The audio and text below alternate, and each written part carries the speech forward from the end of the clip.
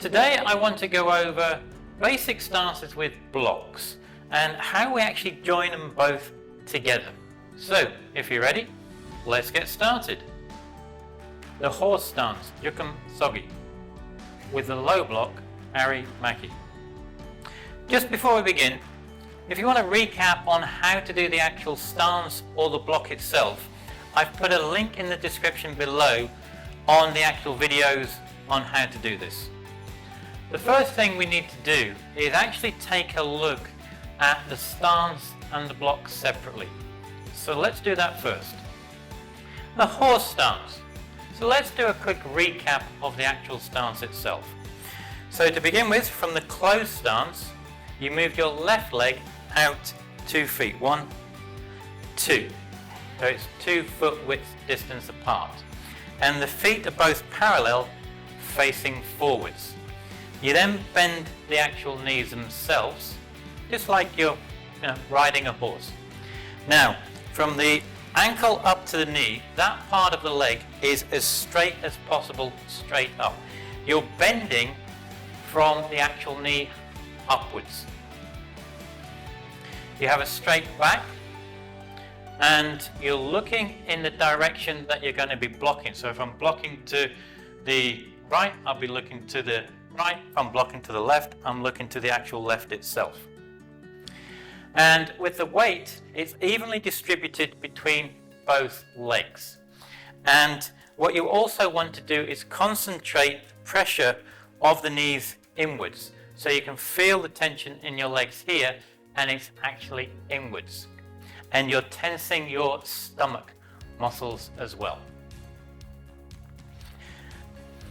The low block. Now, when we do the low block, we're blocking, the arm is straight. The arm itself is flat on all sides. As you can see, it's nice and firm and solid and straight. We're not bending the wrist or blocking it with it. We are blocking from the wrist down 2 inches. That's the area roughly that we're using to block with. Like so. And when we're doing a low block, we're blocking below the actual belt itself, as you can see. We now have the stance, and we also now know the actual block itself. So what we now need to do, we actually now need to join them together.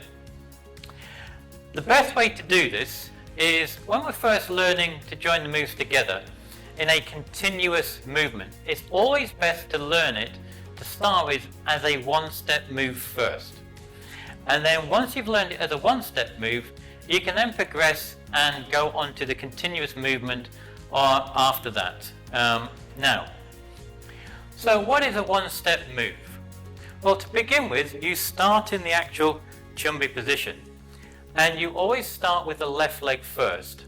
And you then step with the left leg into that stance and block that you're actually doing. So if we're doing the forward stance, I step into the forward stance, and if I was doing a middle block, I'd do the middle block. And then from there, then you come back into the chumbi position. Then you would then step with the right leg. So if I'm doing, as I said, the forward stance, I would step out into the forward stance. I would then do the middle block. And then from there, then I would step back to the chumbi position. And then I would go to the left side again. And back. And then the right side again and back. And all you're doing is continually doing the left side, right side, right side with whatever the stance and block that you're practicing at that time. And then once you're comfortable with that actual technique, then you would then progress to the actual continuous movement of the technique. And all you're doing then is, again, you're starting in the chumbi position, and you're just then walking up the actual room itself. So we're blocking, and in the stance, and this time maybe it's a low block. But then you're coming forwards, and you're just continually moving forwards with the actual block itself. And all you then do is you walk up and down the room to get used to the actual technique itself. So let's start by learning the stance and the block together. The one step with the horse stance and the low block. To start with, we start in the chumbi position. And then we're going to start by stepping with the left leg first. And we step with the left leg and we do the stance and the block at the same time. And then from there, then you pause for a second, check the stance, check the block to make sure you're doing it all correctly, and then we step back up into the chumbi position. Now this time we're going to step to the right hand side and we're stepping with the stance and the block at the same time. And again, you then pause for a second, check the stance, is it all correct, check the block, is it correct, and then we step back up to the chumbi position. And then we're going to do the left side. And then we step back up to the chumbi position. All you're then doing is continue doing the right side, left side, right side, left side, and you keep going backwards and forwards with the actual stance and the block, so you'll get comfortable in joining them both together.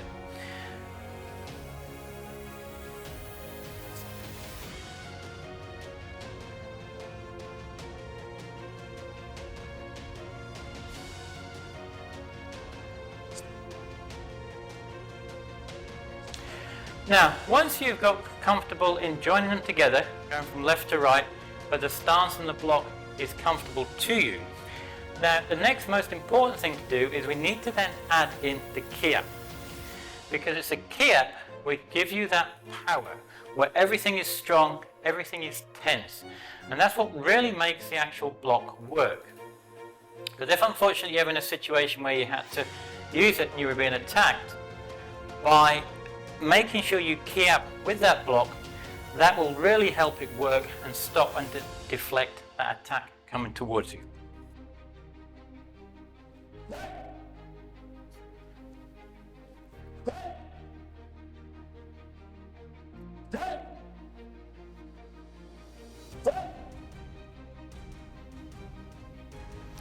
Now, we need to go on to the continuous technique. Now, as before, we start with the left leg, and we're going to step forward with the left leg with the stance and the block at the same time. Now, from there then you pause for a second, check the stance, make sure it's correct, check the block is correct, and then from there then we're going to move forward with the right leg, forward with the stance and the actual block itself. And again, once you've finished, pause for a second. Check everything to make sure it's in the correct positions for the actual block and the stance. And then we move forward again.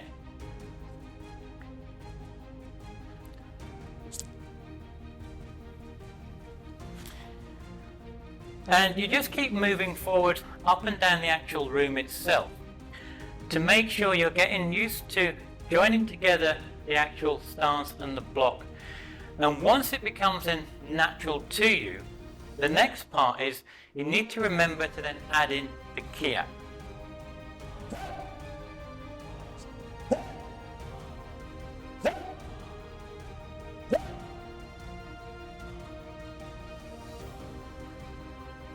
And that is the horse stance with the low block. Now, once you've got to the end of the mat, or if you're practicing at home, maybe in your room, what you then need to do, you need to turn around and go back the other way.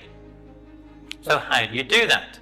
Well, I've made a video on how you learn and practice it, and I've put a link in the description below so you can go and check it out.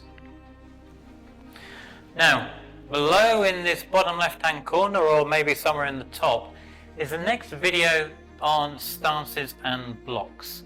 So you can go and learn and keep practicing them for yourself.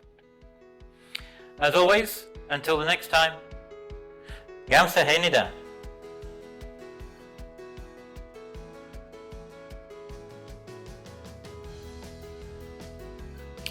What are the stances and blocks used for? With the stances, it is to do with the actual distance from you and your attacker. So the stance you use depends upon this distance. With the walking stance, it is for more closer, short distances to the attacker. With the forward stance, you use the forward stance when the distance is slightly longer away from the actual attacker itself. And with the back stance, again, this is more closer to you. So if the attack's closer to you, you would use the back stance as a shorter distance attack.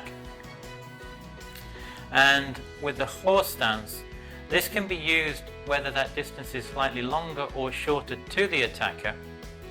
And it is also used when the attack is coming from the side, not to the front, to the actual side itself, because the horse stance is very strong on the side, not as much to the actual front or the back. Now with the blocks themselves, the block you're going to use will depend upon the actual attack and how it's coming towards you. For example, the low block is for anything from the waist downwards. So if anything is coming towards you from the waist downwards, you would use the low block. With the middle block is used from the waist up to the shoulder. So if there's an attack coming within this area here, you would then utilize the actual middle block. And then finally, with the actual high block, if you have any attack or if something is coming down on you from the shoulder up to the head, this area here, this is the area you'd utilize and use the high block for. So the stance and the block you use will depend upon the actual situation that you find yourself in, and depends on what's actually happening at that exact moment. And it's then for you to decide which stance and block to use accordingly to help stop or deflect that attack or that object coming towards you. Now the other thing I must add in at this point is when you're actually doing the movement, is you must always remember to add in that Ki Hap, because it's a Ki Hap that will give you that extra strength and power when you're doing the stance and the block to help really stop or deflect that attack coming towards you.